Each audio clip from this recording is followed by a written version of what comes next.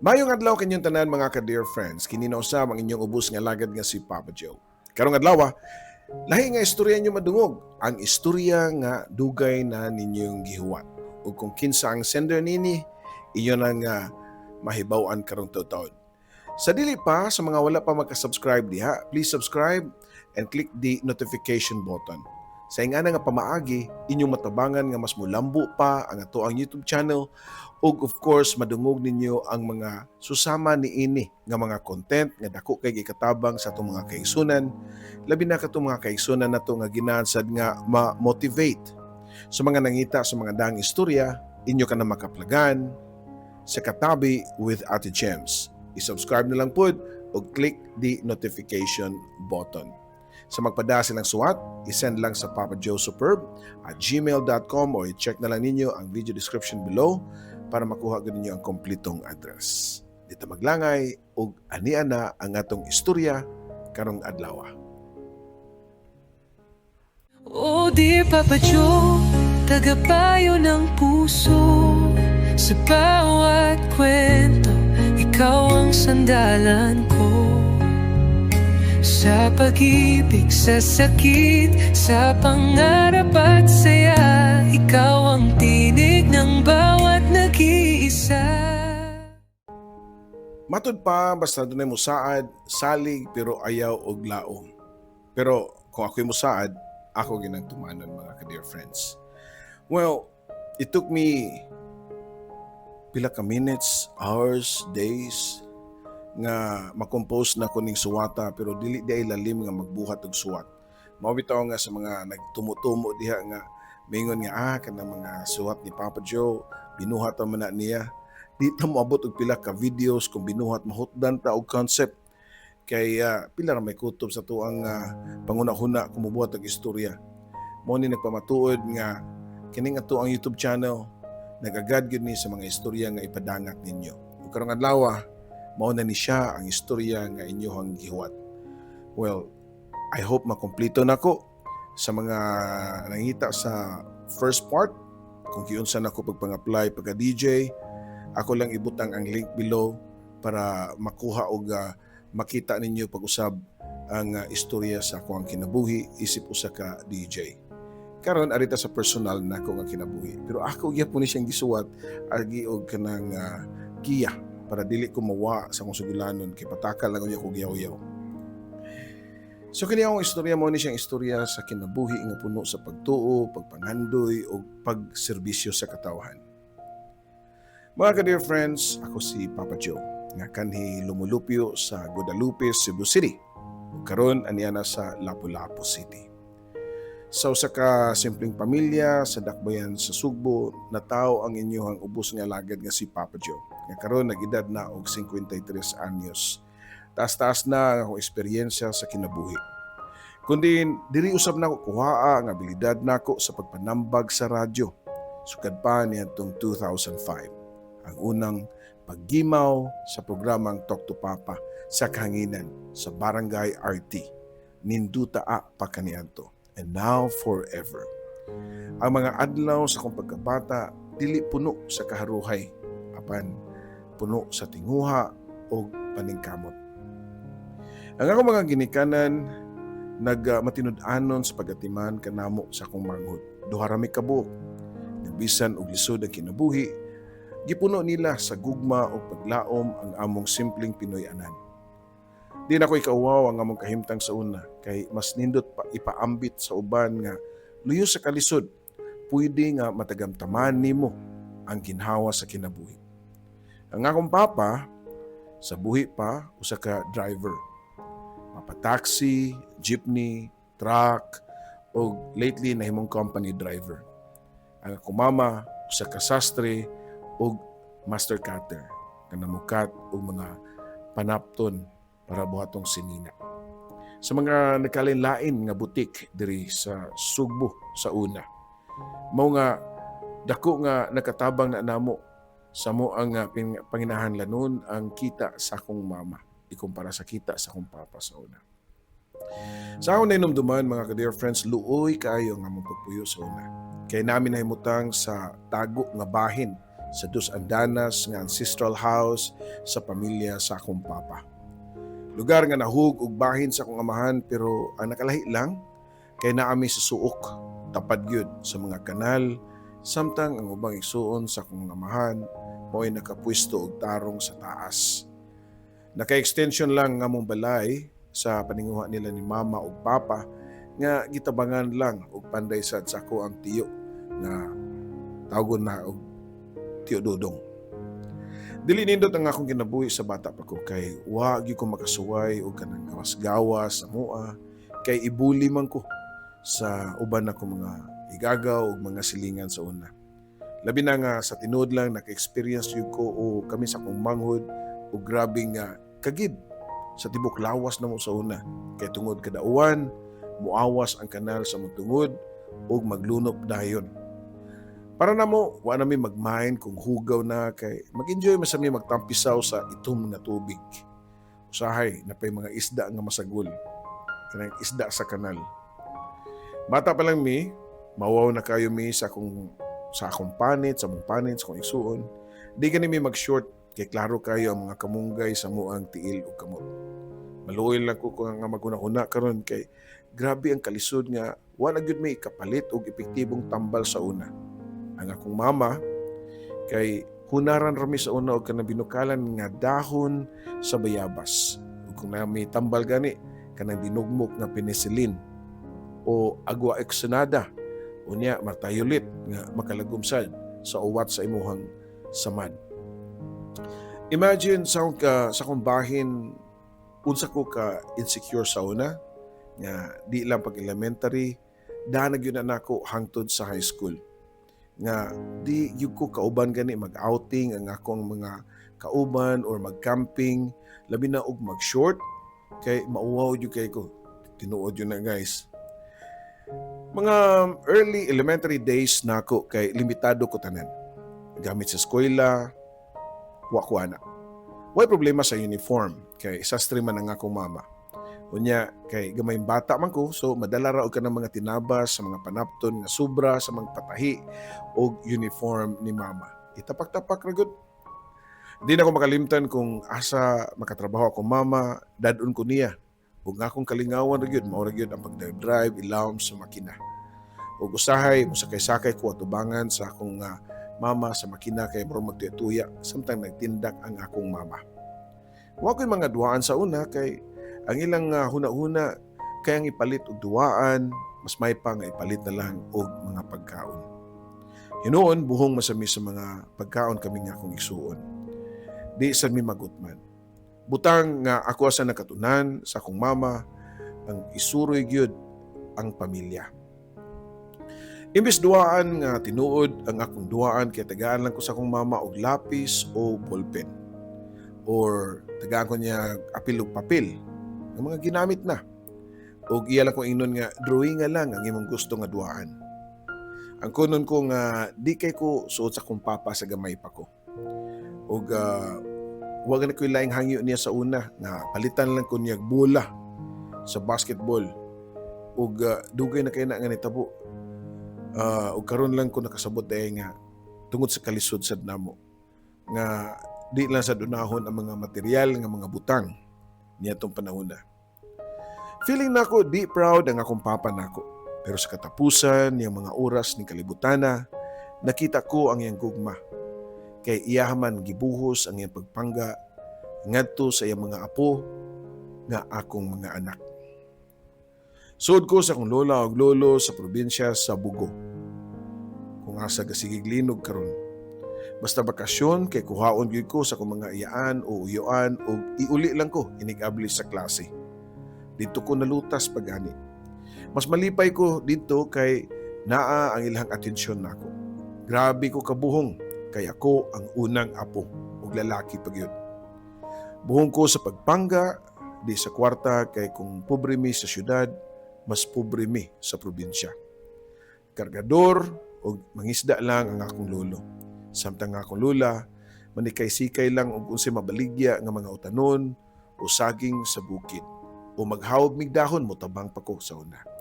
Magaling og kamuting kahoy, magaling og mais, mananggi ug usahay muuban pa ko sa akong mga uyuan nga manapas og tubo. Sa una, tapasiro ang mga trabaho sa akong mga uyuan so sa ka inila nga hacienda sa Bugo sa una. Sa tinuod lang, mas ganahan ko nga mupuyo sa probinsya kaysa syudad. Mao nga sa karon, mudalikyat gyud kog bukid. It's either sa probinsya sa akong asawa or dito sa Bugo or maski sa TCH. Mura ko makaginhawa og makita og mga kahoy ug bukid. Biktima jud ko kanunay sa bullying labi na sa akong kagamay sa una. Sa akong pagkabata, permi ko nga matripan sa akong mga classmates sa una dihang elementarya pa. Di gyud mawa ang ilang ipanghan nako nga putot. Usahay tabangan ko og kulata sa mga bata, mao nga manimaos pug ko kung muagi sad sila sa amoa. Lapayon ako mga gagmayng bato samtang nako imabaw sa mansinitas nga kahoy sa gawas sa amoa sa una. Ubakaha kung naglakaw unya nagtalikod ang mga bully nga muagi sa amoa kay akong daganon unya ako sad og hapakon. Mubalik din ko sa amoa, mudagan din ko. Pero mao lagi na. Mapuno sa ko sa baws inig kaugma ting klase.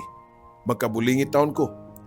Ingnon pa ko sa akong papa sa una nga kugihan daw ko sa gardening kay nahugaw naman ko pag-ayo. Wa sila masayod nga namumo na ang ilahang anak kay gitabangan na og kulata sa iyang mga classmate. Sa elementarya ko, usar gyud ang nasuod na ko nga amigo. Mura ko niya og sidekick hangtod nga makonsider nako siya nga best friend hangtod high school. Dakog utang sang kabubuton ani niya kung nagtanaw siya karon si Radcliffe nga tuanan na ni Muyo sa Amerika. Gibuwag lami sa among mga ginikanan pag second year high school namo. Kay nakat-on naman mi nga di mo suot sa klase ug daghan na kayong hagbong nga grado nga naka-back subject pagani ko sa biology sa una sa Abiliana National High School. By the way, sa mga kaiksuna na diya sa Abiliana National High School day ko ni graduate. Puros 64, 69 ang akong grado, 68, 70. Hantod nga, nakapasar na lang ba? Muna, pila ra may istorya nakaluyan ko og nakagraduate taon og high school nga murag pasang awa nang ba? Usom sa project sa una. Naa dito palit kag palitaw, daspan, silhig. Unya lagi nabilong masagugo sa katapusan nga section kay kutob man section 12. Una nga matakdan jud ka. Bright man jud ko nga pagkabata. Pero tungod sa kadaghang estudyante nga pwede nga maka-impluwensya nimo, moabot gyud ang panahon nga magalgal jud ka ug makasud jud ka og bisyo og inom ug uban pa sa batang edad. Kay feeling na ako sa una magud di ko pinangga sa akong papa. Feeling lang na ako sa una. Murag di siya proud na ako ba? Mukuyog na ko sa akong mga barkada nga mukating, magbilyard, magduwa o karaan nga mga computer games sa una sa kulon, katong gitawag og Atari, sa pinakailado nga department store sa una. Daghan ko mga aktibidades, kuyog og mga ganggang, mga barkada, unya di mo sud sa klase, mag-inom, ingana. Kaya feeling na ko, urag wa ko'y ayo. Nag-college ko, gusto sa kong mama nga mukha kong kurso nga nursing. Pero di ko ganahan nato kay mahadlok og dugo sa una. Ya hilig mo ko magkuri-kuri og mga electronics. Mao nga ECE ang akong gikuha o Electronic Communication Engineering. Muna sa akong programa sa una, nga nay mangutanan nako about electronics, doon na sa ko'y kamayng background ato. Actually, sa gamay pa jud ko, ginahan jud ko nga mahimong pare. Sa tinuod na lang, ginahan jud ko mahimong pare. Kay every Holy Week, magbuhat yung krus nga dako dito sa mua sa una. Mga 10 anyos, city pataas, dyan na. Daot man kay ko sa una. Magdukduk din ko, kanang 2x2, pormahan ko ng krus, unya magtapis din ko, tuwalya sa ako ang hawak, unya magdupa-dupa dyan ko, magpabuwad dyan ko sa init. Ginahan dyan ko nga magpare, pero ingnon ko sa kong mama nga, di daw ko mapare, kay gamay lagi ko nga pagkabata. Di na ko kumutubo, di na ko kaabot sa lamisa, di ko makita og magmisa ko. So, nga na ang pagka-discourage na ko sa una. So, nag-college ko. Mauto ni kuha ko ga ECE. Engineering. Huwag yapon mahuman kay kuwangon jud sa kwarta. Natuwa man gud akong mama nga, murag public school rabitaw sa una. Kung di ka kabayad, tingbon lang sa tapos tuig pero di man ingana ang sistema sa private school. Siguro nasayod na mo ana. Nag-college ko sa San Jose Recoletos. Katag-katag akong subject, ang mga minors may akong giuna. Kapila ko si hagbong og algebra, amot bugo jud kay kog math sa una. Pagkabugo gyud. Kinahanglan ko scientific calculator nga gipalitan tud ko sa akong mama nga mahal kay na sa una. Pero ang ending gikawat ra sa kantin. Nga purti na kong hilaka pero wa ko tuhui sa akong mama nga para niya gadanghag lang ko. Ako lang giusikan o ako lang gibaligya. So kada to, wala ko'y gamit nga pangtungha hangtod nga magtambay na lang ko sa ground sa eskwelahan sa San Jose Recoletos o kung taga San Jose ka. Pero mira ko na ilawom sa kahoy di sa room 101 sa una. Kaya di man dyan po ko makatake og exam. Kaya wa bayari ang akong prelim, akong midterm, o samot na ang finals. Mao nga ang akong transcript puno sa INC kasagaran. Mao sa niyang time nga nagtukod ko og grupo dito sa San Jose sa una. Nagtukod ko fraternity and sorority. I don't know gyon sa tunang ko pagtukod pero kitabangan sa ko sa mga suod nga mga amigo ug sa akong mga igagaw. Og na-recognize gyud ang among grupo uban sa mga fraternities kay mutabang man sabmi sa school labi na og dunay mga outreach program og activities og naka-recruit nami og mga members sa lilain sad nga eskwelahan. Og napagani mga graduating og high school ato nga nangapil. Nagiana nako ang mga riots unang panahon. Tinuod na. Diha gyud mi pirmi sa National Bookstore sa Mango Avenue magtambay. Maay man to sa una kay sinukmagay raman og binunalay og sprocket or baseball bat. Ang pinakangilngig siguro kay dinunggabay sa nang panahon. Wa pay pinusilay ato. Ug namang gani dunay pusila to kay ang mga anak ra og dato pero mostly magpasalbar sad sila. Hangtod nga niabot gyud ang gubot sa mong grupo, sa laing grupo nga mga adunahan to ang among nakontra. Ang membro ato nila mga anak ug mga inilang tao. Ug nisantop gyud sa mga bahaday ug motong panahon nga nisibat ko og Cebu. Almost usa ka tuig aron magpabugnaw. Kay atol man sad to nga sa Manila man trabaho ang akong mama. Unya, di misuod sa akong papa. Kay tanaw na ako sa una, murag pirmi ko sayop. Ug mas close pa siya sa akong mga igagaw gani. Okay ra nako nga close siya sa akong manghod kay babae man. Pero sa mga laki na akong mga igagaw, mas feeling nako suod sila kaysa among kaliwat. Ako ra man gud ang naliwat sa akong mama og height nga mubo kayo. Wa gani ko kaila sa akong mga paryente kayo sa side sa akong papa. Karon na noon nga nakila sila nako. Actually, nakita mi lately dihang usa sa mong paryente ang namatay o niadto jud ko dito og first time pa nako sila nahimamat. Tinuod nga tag-as pa sila nako. Anyways, niabot ang panahon nga nakabalik nako og Cebu. Ug mao kato ang pagkahuman gyud sa Gaisano Country Mall. Ug dito usab na plansya ang akong atraso sa laing grupo, human ko gitabangan sa ko ang mga paryente nga mga head pod ug laing mga grupo sa una. Ug dire nibalik ko pagpang-apply og DJ. Sa istorya sa akong pagka-DJ, naragyapon ang video sa atong channel o i-search lang ninyo or akong i-comment ang link ani nga video. Nahimo sa akong aktibo sa banda-banda sa una kay mo sa to'y pag-uso sa mga Pinoy rock o gitawag namo ang among banda nga Whiteheads. O pasalamat gyud ko ni Ka Pedro kung tanaw man siya karon sa paghatag namo og break ug labi na sa pagsalig niya nga mahimo kong usa ka DJ nila. Arita sa akong love life nga mao'y gihuwat ninyo. Ako na sa ninasulti sa mga interview sa mga newspaper sa una kaya wala pa may social media sa una sa early stage sa akong pagka-DJ. Nanangutanan na ako hangtod karon nga nung nako'y anak nasa laing nasod. Tinuod sila si Lablab ug si Honey. 27 and 24 years old na sila karon.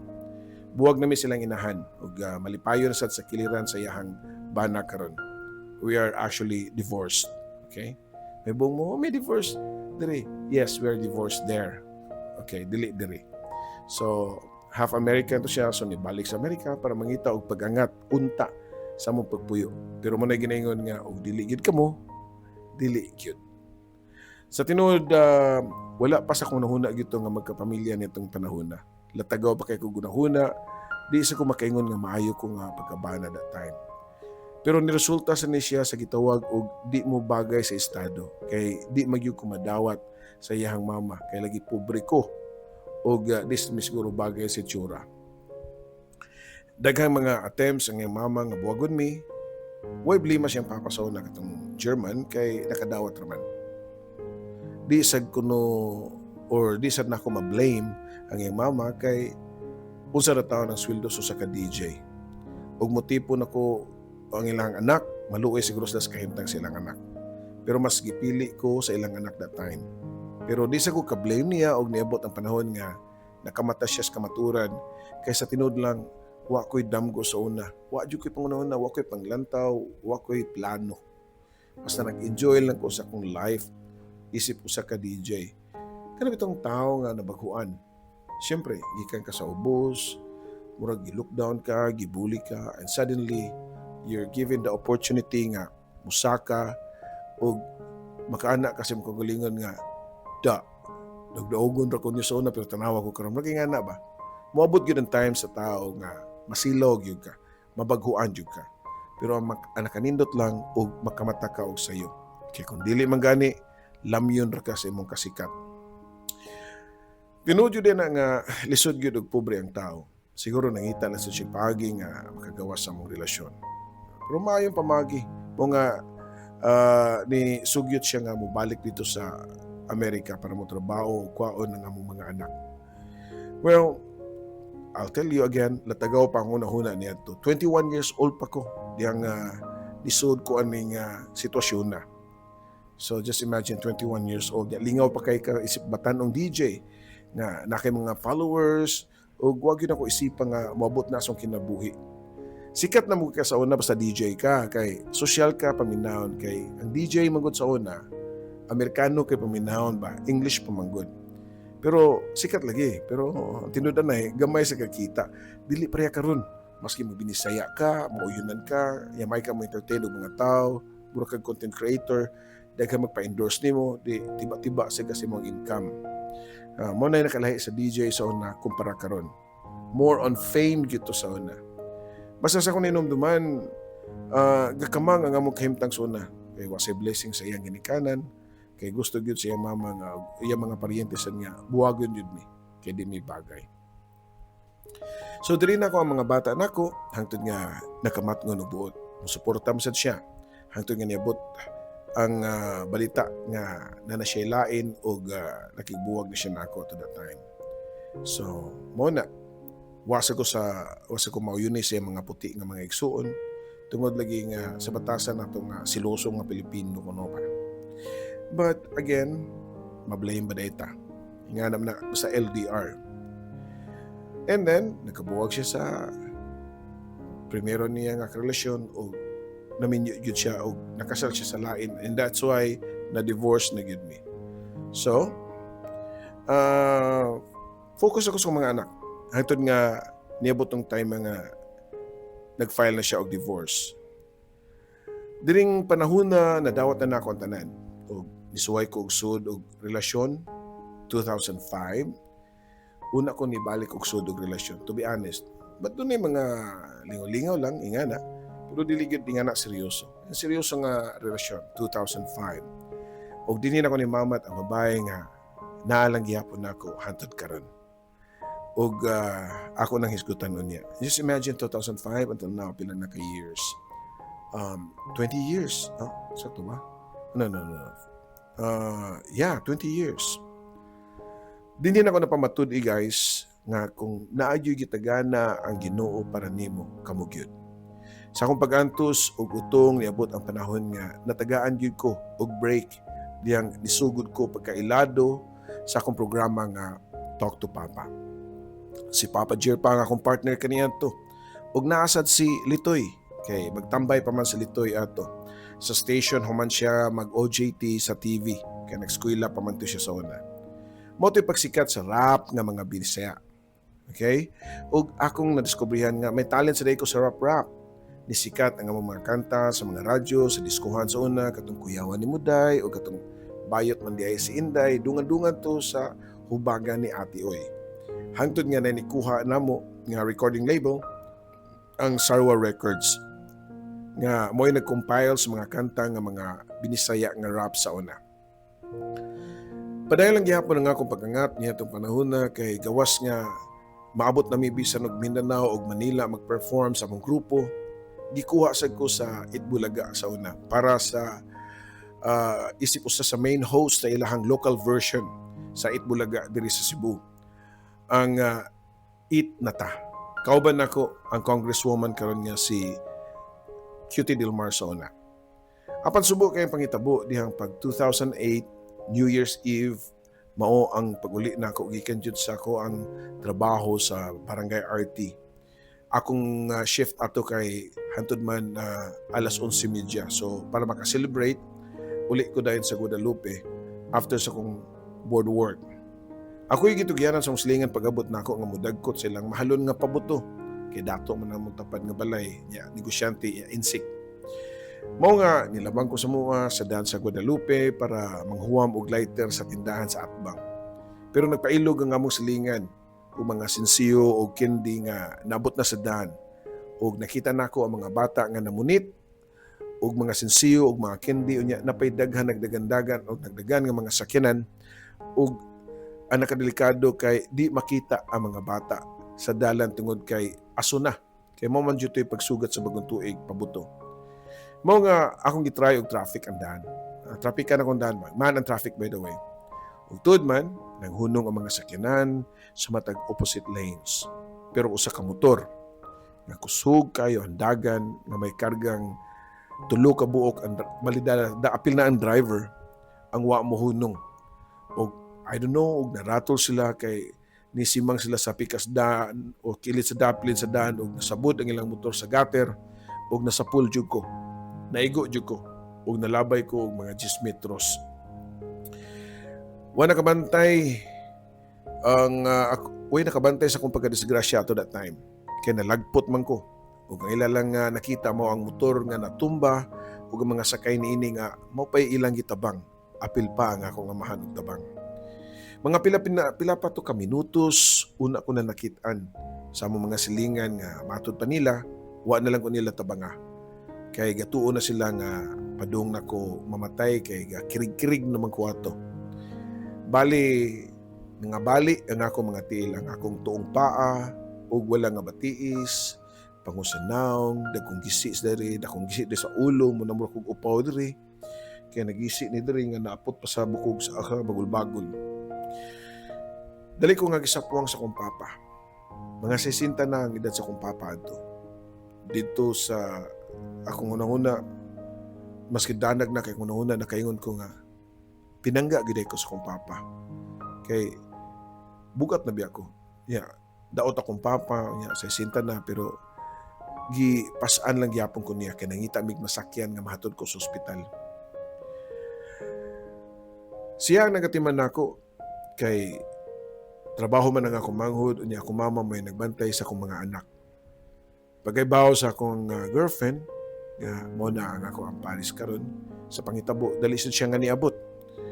O usa siya sa nag-amuman nako ug ang akong igagaw nga si Julius, kada ko sa gugutang kabubuton. Hangtod nga naayo ko. Sakita bitaw paminawon bitaw guys, mga ka-dear friends ka na makadungog ka sa mga tao nga magian tungod kay gisakay ka og wheelchair, imong mga silingan magpanakla, unya mo tan-aw nimo, unya sa imong likod mingon dayon nga sayang nga bata ba gani baldado na. Pero naninguha jud ko nga makalakaw og balik. Ug sa dakong milagro, waab ti og tunga sa tuig, nakabalik dayon ko og normal na nga akong lakaw after a year. Og niduwa na sa gani ko balik ato og basketball. Ako lang na ninumduman samtang bago ko na operahan sa ako ang mga tiil. Di gid malihok ang ako mga tiil. Galingkod ako sa wheelchair, ako gidot-dot ang wheelchair ana. Feeling na ko din na ko kalakaw kay di man siya maka-feel of something. So, akong gibuhat samtang natug ang ako ang girlfriend that time na ako nang asawa ron. Nisibat ko sa ako ang room o niyato ko sa chapel sa Cebu Doc. Kasi Cebu Doctors magkuha gioperahan. And then hila ko nanong naingani ko ingana.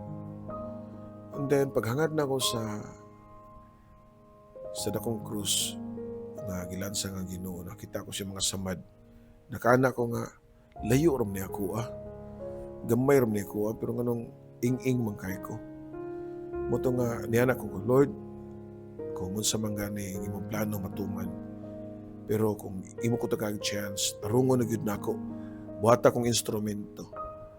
O ako na siyang buhaton ang imong tahas para nako.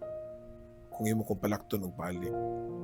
So, mao to nga nasyak gani ang doktor ato nga sa kalit lang nga dali ra kinaayo nga ako ang mga sama di gani bili katas ang hiwa sa kong paa. Kay gibungkag man ang panit ato ug ang unod para ma-arrange ang mga bungkag nga bukog. Kay di mo ko gusto nga putlon. Nya ang itbulaga may nagasto ato. Di sila gusto nga putlon kay makimpang ko maglakaw.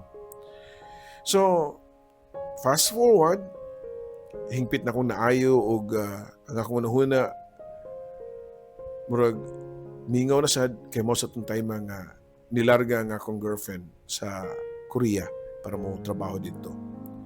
Human siyang kontrata, so nag-decide mi nga magpuyo na kay desidido na ko nga siya na gyud. Wa mi magpakasal kay gilihok pa man namo ang ako ang divorce na nga maunoran o para annulment diri sa Pilipinas. That's the problem. Kung divorce ka sa laing nasod pero sa Pilipinas wa kay dili mo suporta o mutabang nimo ang imong partner, sila dito okay ra. So, mo to siya gitawag og recognition of divorce abroad. Mo nang anak ko yung mga tubag sa daan ng mga pangutana ana sa una kung na may magbuwag-buwag. Nya purti man kutiha o gasto kaayo. Nya ako ra may mo gasto ato. Okay? Nya safe naman to kung ex dito kay kasado naman siya siyang kinabuhi og malipayon na. Pero sad to say nga dili pabor ang balaod sa tuwa sa akong sitwasyon diri karon. Usahay bitaw makaingon ko nga luoy ang ato mga kaigsunan bitaw nga maminyo og mga foreigner, unya biyaan lang kay ang mga foreigner iniguli nila dito, pwede ra sila maminyo og usab dito. Unya kita diri lisod na. So magpabiling gigapos gyapon ang mga Pinoy sa balaod. Fast forward, di na mamalikayan nga nagi mga pagsuway na ang away tungod sa sitwasyon ng mga babag namo, ingana. Pero mo na ginaingon nga nami sa period of adjustment. Tungod sa siguro insecure ang akong pares tungod kay wala pa mi kapakasal. So naninguha jud ko nga makabarog para makaingon ang akong hinigugma nga di sayop ang iyang pagpili diri nako. Dako siya og parte sa akong kinabuhi kay ma-motivate ko niya sa pag-abot sa among damgo. Sama aning ato ang YouTube channel karon nga naayapon siya nagsuporta nako. Nagloan mi og balay kay di lalim ang mga abang. Hadlok gani ko sa una nga di ko makabayad basin may embargo lang. Ingana kay murag tan-aw nako di pa ko stable murag mahadlok ko nga murag pwede kaugma wa na ko'y trabaho. Di sa dalim ang mag-abang kay maski gamay kwarto gud puting mahala na. Na ako'y sakyanan sa una katong Jiffy. Kana bang jeep? Itong sakyanan pa ni Fernando po sa iyang mga salida nga stainless. Mao na siya nga ko ang sakyanan sa una. Okay? So, paday lang gyapon sa pag-irog. Happy na ko ato. Nami nagpuyo sa una nag-abang sa bukid sa Busay. Niabot sa kuna-una nga nung i-appeal na ko nga akong mga anak nga di na ko pagtunog Amerika nga ilaha man ang future. Ang uban man gani magminyo og mga kano. Makatunob lang og laing nasod. Moto nga nakikoordinate ko silang mother para makalarga sila og dito tuod man wa ko masayop. Mas maayo ilang kinabuhi dito kaysa diri. 2012 nga hugno kay ko kay di na ko kaya nga wa na sa kong pananaw ang akong mga anak. Pero nasayod ko nga makasabot ra sad sila. Kay suod kayo mi sa akong mga anak nga murag walay lami na nga akong life ato that time. Makapangutana ko sa Ginoo nganong puno sa trials ang akong kinabuhi. Ug usa ni sa lamas sa akong pagpanambag sa radyo sa una hangtod karon. Pero butan gyud ang Ginoo. Kay 2014 gitagaan ko niya og laing anak. Nga akong gihinganlan og tamis. Di ko fan pero amot nang ganahan ko sa linya nga Honey, My Love So Sweet sa April Boys. Mao nga ang maguwang giyanggaan akong lablab, dayon si Honey ug si Tamis. Malipay na ako pila ka buwan, human na tao ang akong anak, ug mao si pagsugod ug kanindot sa akong kinabuhi. Laing trahedya na sad ang niabot. Human ako napalit ang second hand nga nindot nga sakyanan that time. Kay para nako nindot na kay to siya. Maski daan na. Gitawagan ako kong papa nga ako pasakyon kay mag-stroll me. Pero atol gyud nga gipaadto ko niya kay sakit kuno ang iyang tiyan. Sakay sa akong sakyanan nga bagong napalit, instead nga mag-stroll me, nidiretso mi sa ospital. Ug dantang pila ka adlaw, gibawian sa kinabuhi ang akong papa. Aneurysm sa pancreas ang iyang namatyan.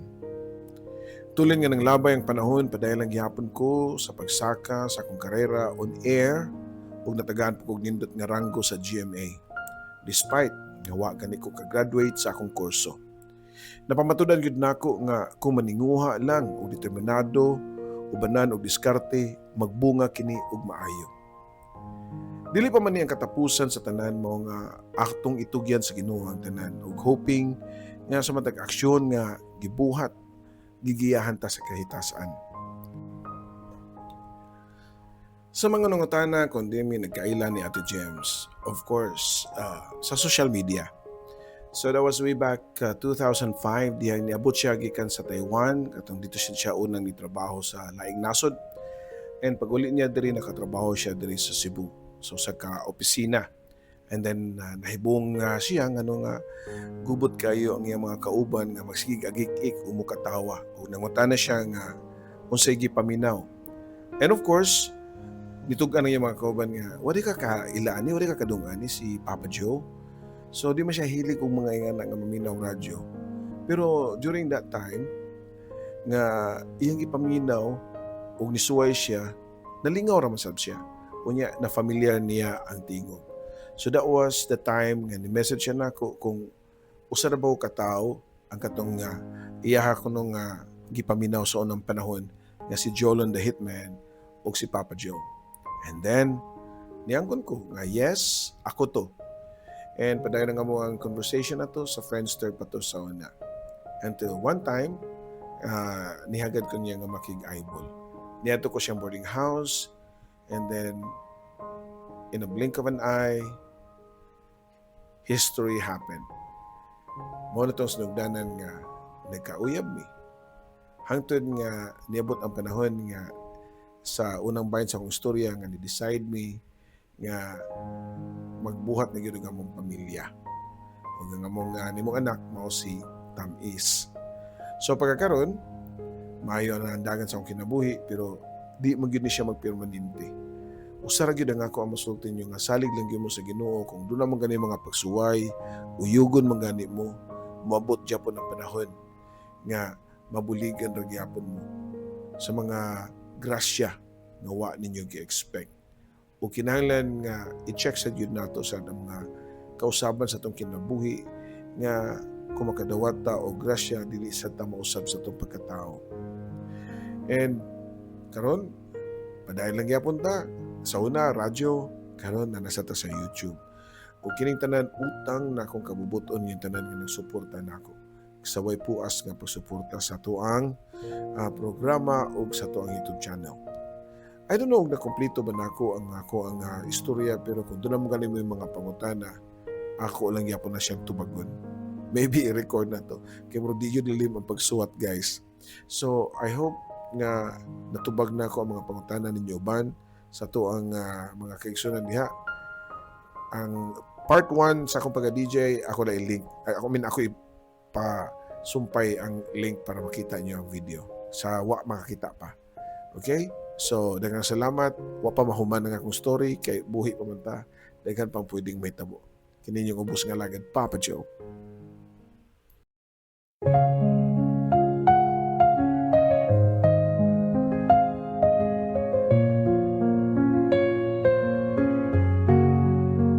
Sa bawat liham na aking sinulat, puno ng lungkot, saya at pangarap. Sa radyo mong tahanan ng kwento, Papa Papa Joe, ikaw ang aming kakampi sa mundo. May luhang pumapatak, may ngiting bumabalik sa tinig mong kay lambing. Kami iyong pinapahid. Oh dear Papa Joe, tagapayo ng puso. Sa bawat kwento, ikaw ang sandalan ko.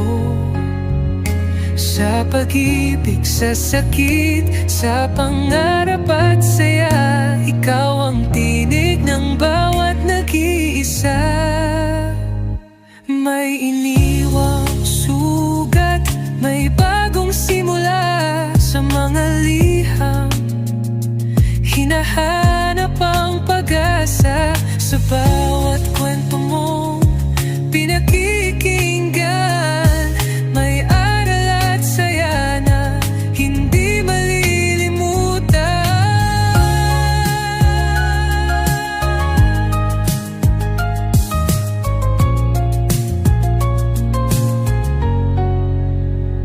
May iniwang sugat, may bagong simula sa mga liham. Hinahanap ang pag-asa sa bawat kwento mong pinakikinggan. May aral at saya na hindi malilimutan. May luhang pumapatak, may ngiting bumabalik sa tinig mong kay lambing. Kami iyong pinapahid. Oh dear Papa Joe, tagapayo ng puso. Sa bawat kwento, ikaw ang sandalan ko. Sa pag-ibig, sa sakit, sa pangarap at saya, ikaw ang tinig ng bawat nag-iisa.